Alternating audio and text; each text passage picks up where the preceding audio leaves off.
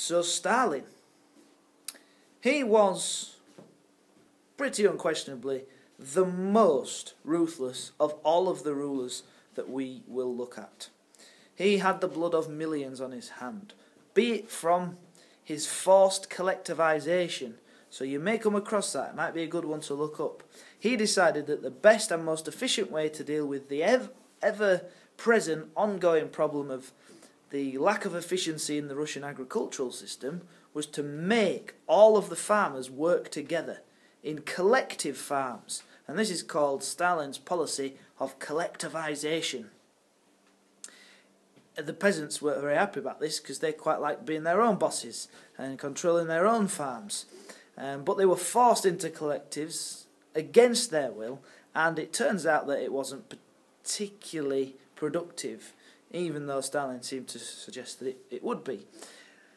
And it resulted in famine. In particular, it was the Ukraine that was hit badly by the famine, and lots of people died, as tended to happen in famines. Otherwise it wouldn't be a famine.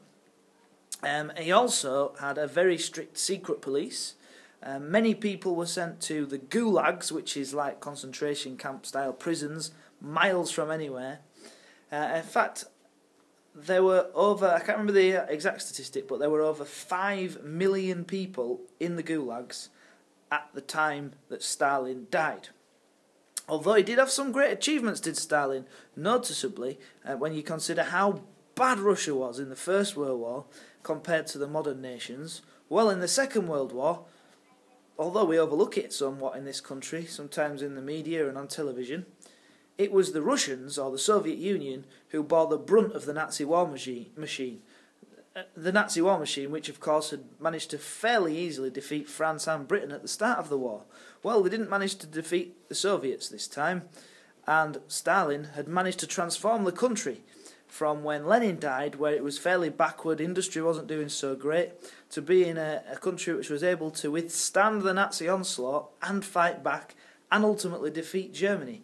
The way that he did this, and this is something that you will come across, is his 5-year plans, which were ironic because they weren't really plans at all.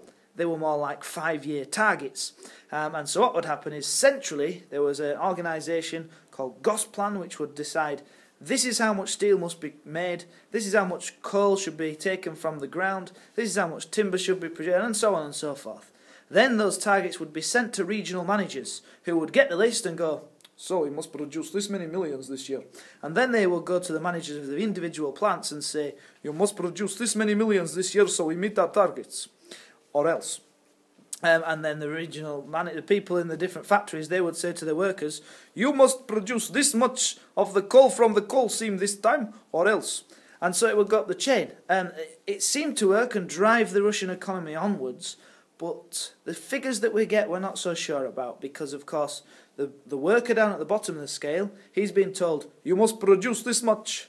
And then the people above him is being told the same thing, the people above them being told the same thing, all the way up to Stalin, who's expecting these figures. So sometimes the figures were massaged a little bit to make them look a little bit better than they would be. Because if you didn't do the work, you could be accused of being a wrecker, which the suggestion was you were working for the capitalists and trying to wreck the Soviet economy.